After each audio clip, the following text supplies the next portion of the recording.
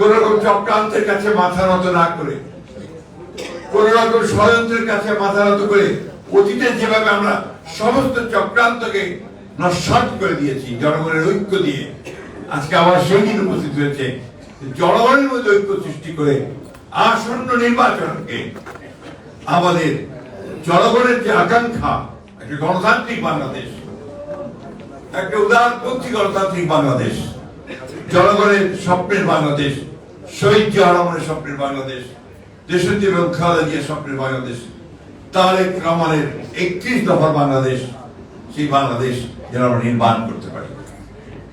সেই জন্য আজকে এই দিনটি আমাদের কাছে অত্যন্ত গুরুত্বপূর্ণ দিন। আজকে যে পোলারাইজেশন সামনে এসছে, অর্থাৎ বাংলাদেশের মানুষ কোনটা বেছে নেবে? সে কি স্বাধীনতাকে বেছে নেবে, সার্বভৌমত্বকে বেছে নেবে, গণতন্ত্রকে বেছে নেবে, নাকি সেই পিছিয়ে পড়া যারা অতীতে আমাদের স্বাধীনতার বিরোধিতা করেছে, আমাদের সমস্ত অগ্রযাত্রাকে ব্যাহত করার চেষ্টা করেছে, সেই শক্তিকে বেছে নেবে? আপনারা দয়া করে যদি কথা বলেন, আপনারা সে কথা বলেন এখানে প্লিজ কাম হিয়ার।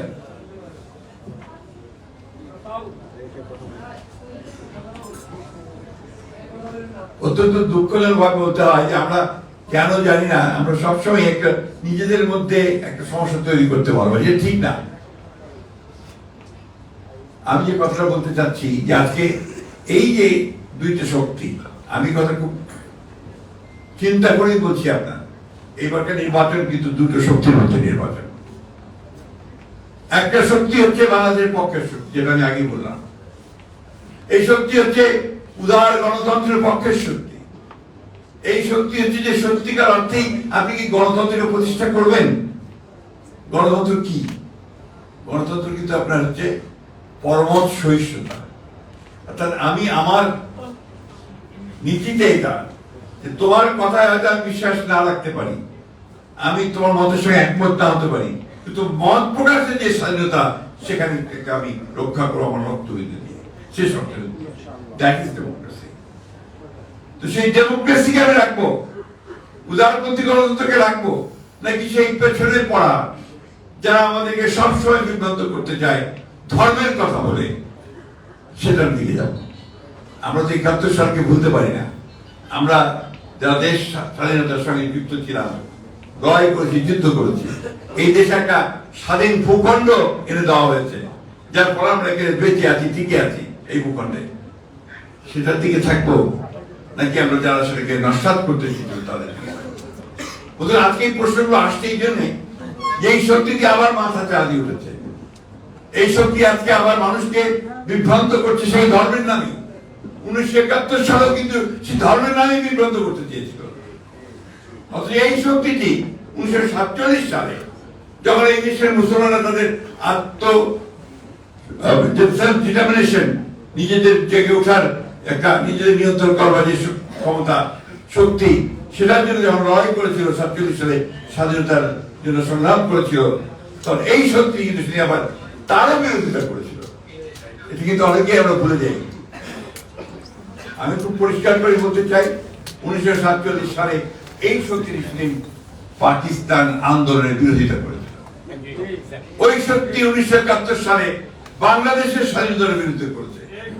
আজকে আমার শক্তির ভোল পাল্টে, চেহারা পাল্টে তারা কিন্তু এমন ভাব দেখাচ্ছে যে তারাই নতুন বাংলাদেশ করতে পারবে। আমরা কেন সারা বাংলাদেশের মানুষ একথা বিশ্বাস করতে পারে?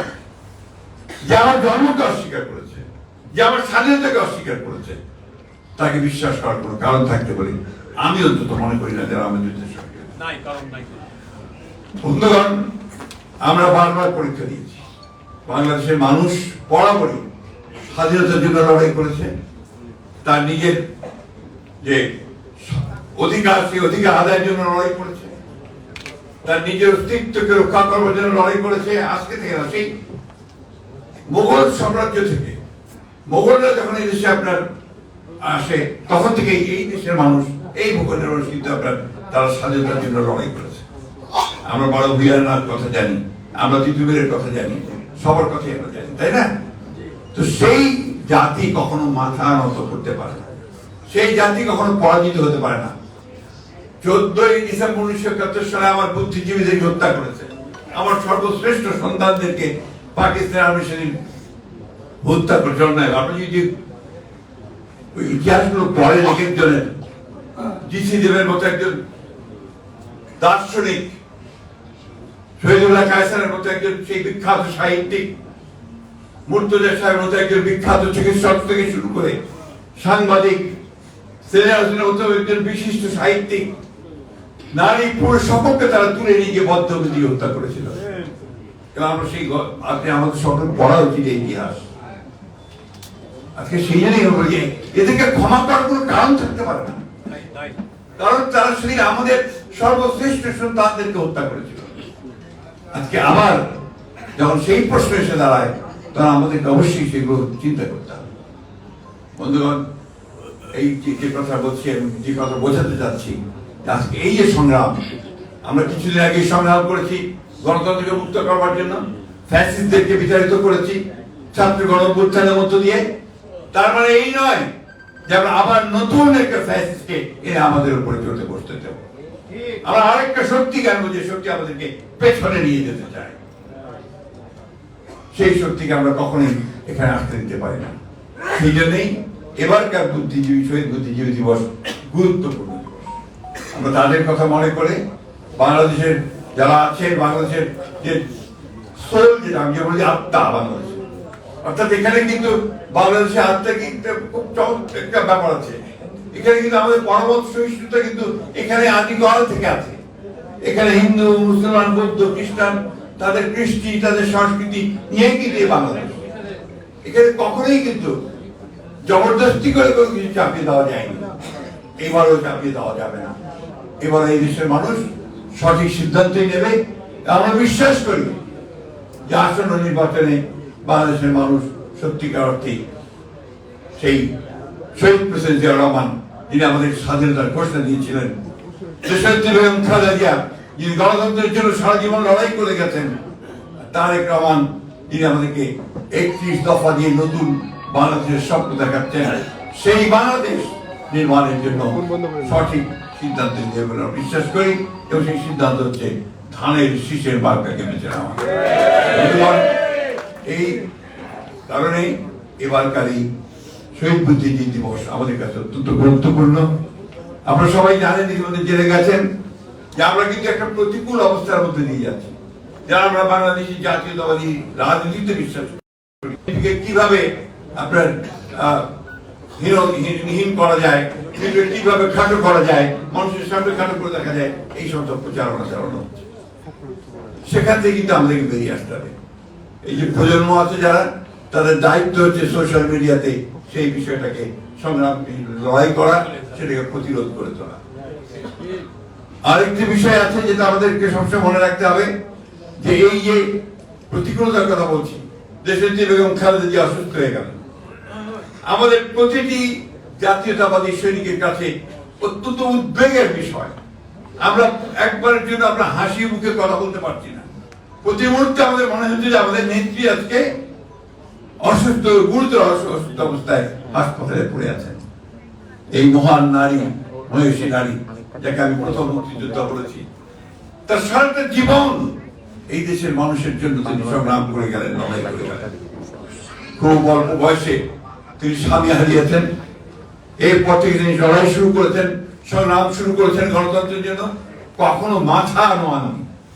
এবং শেষ সময়টা দেখুন, 2 বছর কারাগারে থেকেছেন। তাকে কারাগারে মিথ্যা মামলা দেওয়া হয়েছে, এমন একটা নির্জন কারাগারে যেখানে একটা প্রকোষ্ঠের মধ্যে ইঁদুর দৌড়াতো, সেইখানেও তাকে রাখা হয়েছে।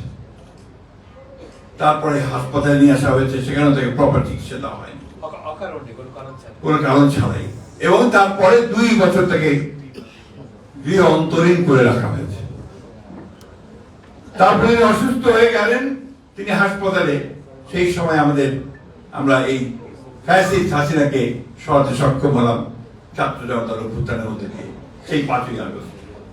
আমাদের নিশ্চয়ই মনে আছে, 8ই আগস্ট আমরা পার্টি অফিসের সামনে একটা সভা করেছিলাম, মনে আছে আপনাদের? সেই সভায় তিনি একটা বাণী পাঠিয়েছিলেন, ছোট্ট 4-5 লাইনের একটা বাণী, মনে আছে আপনাদের? রেকর্ড করা, হাসপাতাল থেকে রেকর্ড করে পাঠিয়েছিলেন।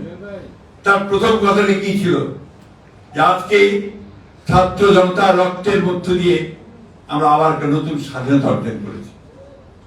এই স্বাধীনতার দিনে আমার আপনাদের কাছে আহ্বান, যে প্রতিহিংসা নয়, প্রতিশোধ নয়, আসুন আমরা সবাই সবাইকে ভালোবেসে নতুন একটা বাংলাদেশ গড়ে তুলি। কতটা মহান এই নেত্রী, চিন্তা করুন যে তিনি বাংলাদেশকে গড়ে তোলবার জন্য আবার নতুন করে সবকিছু ভুলে গিয়ে তিনি পলিটিক্স ও রিকনসিলিয়েশনের কথা বলেছেন। আসুন আমরা সেই পথে যাই। কিন্তু আমরা কি দেখছি? আমরা দেখছি ভয়াবহ একটা প্রতিহিংসার কথা দেখা। আজকে পরাজিত ফ্যাসিস্টরা পরাজয়কে মেনে নিতে না পেরে সেই পলাতক হয়েছে, পালিয়ে গেছে, সেখান থেকে ষড়যন্ত্র করছে বাংলাদেশকে ডিস্টেবিলাইজ করার জন্য। এতটুকু শিক্ষা হয়নি, এতটুকু শিক্ষা হয়নি যে কিভাবে পরিণতি হয়েছে। আজকে সেভাবে আবার চেষ্টা করছে, এইভাবে হাদিকে হত্যা করার চেষ্টার মধ্য দিয়ে, এরশাদুল্লাহকে হত্যা করার চেষ্টা দিয়ে বাংলাদেশে অস্থিতিশীল পরিস্থিতি সৃষ্টি করতে চাইছে। কিন্তু আমরা জানি বাংলাদেশের মানুষ তাদের এই চক্রান্তকে সফল হতে দেবে না, অতীতে দেয়নি। এটাই আমাদের শক্তি। এই দেশের মানুষ কখনো অন্যায়ের কাছে মাথা নত করে না এবং সঠিক পথে এগিয়ে যায়। কোন চক্রান্ত এবং ষড়যন্ত্র তাদেরকে দমিয়ে রাখতে পারে না। আমার বিশ্বাস, আমাদের সকলের বিশ্বাস, যে আমরা বাংলাদেশের মানুষ ঐক্যবদ্ধ হয়ে সেই পথেই যাবে যে পথে বাংলাদেশের মুক্তি রয়েছে, যে পথ আমাদেরকে দেখিয়েছেন শহীদ প্রেসিডেন্ট জিয়া রহমান, যে পথ আমাদেরকে দেখিয়েছেন আমাদের নেত্রী দেশনেত্রী বেগম খালেদা জিয়া, যে পথ এখন দেখাচ্ছেন আমাদের নেতা তারেক রহমান। আল্লাহর কাছে অশেষ শুকরিয়া আদায় করতে চাই। আমাদের নেতা দীর্ঘ 18 বছর নির্বাসনে থাকার পরে ইনশাআল্লাহ আগামী 25 ডিসেম্বর তিনি আমাদের মাঝে এসে উপস্থিত হবেন। এটা আমাদের জন্য অনেক অনুপ্রেরণার বিষয়। আমরা এত উদ্বেগের মধ্যে আমরা কিন্তু প্রাণিত হয়েছি। একদিকে আমাদের মাতা, তিনি অসুস্থ অবস্থায় হাসপাতালে আছেন, অন্যদিকে এই অনিশ্চয়তা, তার মধ্যে আমাদের সেই নিশ্চয়তা আরো যিনি আমাদেরকে দেখাচ্ছেন, আমাদেরকে যিনি সামনে পথ দেখাচ্ছেন, সেই নেতা আমাদের মাঝে এসে উপস্থিত হবেন 25 তারিখে। আসুন আমরা 25 তারিখে তাকে এমন এক সম্বর্ধনা জানাই যেটা অতীতে কখনো কোন নেতা বাংলাদেশে পায়নি। আমরা সবাই প্রস্তুত আছি ইনশাআল্লাহ। প্রিয় বন্ধুগণ, বক্তব্য বাড়াবো না। আমি আপনাদের আবার বলতে চাই, 1971 সালের এই শহীদ বুদ্ধিজীবী দিবসকে সামনে রেখে আমাদেরকে সামনে সিদ্ধান্ত নিতে হবে, জনগণের মধ্যে ছড়িয়ে পড়তে হবে বাংলাদেশি জাতীয়তাবাদের যে আদর্শ, সেই আদর্শকে ছড়িয়ে দিতে হবে এবং জয় আমাদেরকে অবশ্যই ফিরিয়ে আনতে হবে, ধানের শেষের জয়। বাংলাদেশ জিন্দাবাদ, আমাদের জাতীয়তাবাদের মুক্তিযুদ্ধ।